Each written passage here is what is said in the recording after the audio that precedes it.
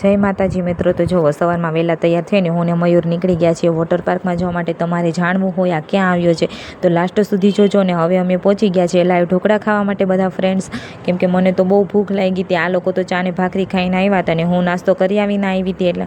અને હવે અમે જાય છીએ નાહવા માટે.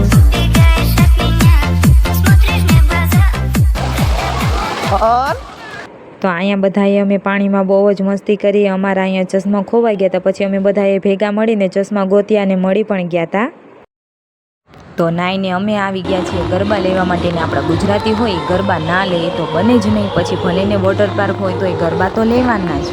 ગરબા લેવા માટે ગુજરાતીઓને કોઈ કારણની જરૂર નથી હોતી. ખુશ થયા એટલે ગરબા ચાલુ કરી દીધા. ગરબા રમીએ ને અમે પહોંચી ગયા છીએ વેવ પુલમાં નાહવા માટે.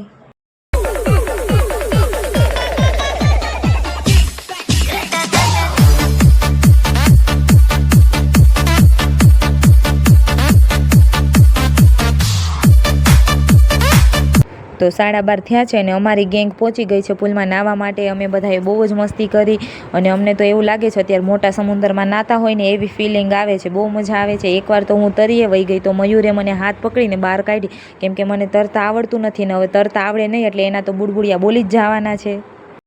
હવે 1 વાગી ગયો છે ને અમને બધાને બહુ જ ભૂખ લાગી છે એટલે અમે પહોંચી ગયા છીએ જમવા માટે. અને આ છે અમારી ભૂખડ ગેંગ. એકલા બેસી ગયા છે, અમને ભેગા ન બેસાડીને આરામ કરી અને પાછા અમે આવી ગયા નાહવા માટે.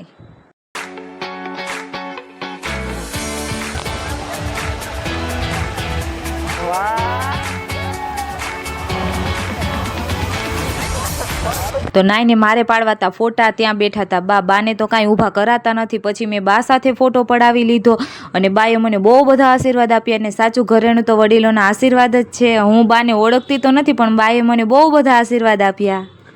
આ મારા રવિભાઈ જોવો જાય છે રાચી ભાભીને મળવા માટે. જોવો આ છે મોટા લપસી. આમાં જવાનું હતું એકલા. મને લાગતી હતી બીક એટલે મેં મયુરને એકલા મોકલી દીધા. કીધું કે તમે જાઓ, મારે નથી આવવું, કેમ કે હજી મારા લગ્ન બાકી છે. દિવાળી પછી છે લગ્ન, ખોટું રિસ્ક લેવા જેવું નથી. એટલે હું નાના લપસિયામાં ગઈ તોય આમાં મને એકવાર તો વાગી ગયું કોણી પર, કેમ કે મેં હાથ છૂટા રાખી દીધા. એટલે તમે આવી ભૂલ ન કરતા. પછી મેં નાના લપસિયા જ ખાધા, કેમ કે મોટામાં બીક લાગતી હતી કે નહીં ને પાછું મને વાગી ગયું તો. એટલે એક દિવસ માટે હું નાનું બાવ બની ગઈ, કેમ કે હું તો મારા મમ્મીનું નાનું બાવ જ છું. હવે ઘરે જવાનો ટાઈમ થઈ ગયો છે. મન તો નથી થતું, એમ થાય હજી અહીંયા જ રહી પણ શું કરી, જવું પડશે. અને જો તમે સુરતમાં રહેતા હોય ને ફન સિટી વોટર પાર્કની મુલાકાત ના લીધી હોય તો એકવાર જરૂર આવજો, તમને બહુ જ મજા આવશે. તો 4:30 થઈ ગયા છે અને અમે જાય છીએ ઘરે. મમ્મીનો ફોન પણ આવી ગયો છે. તો જય માતાજી મિત્રો.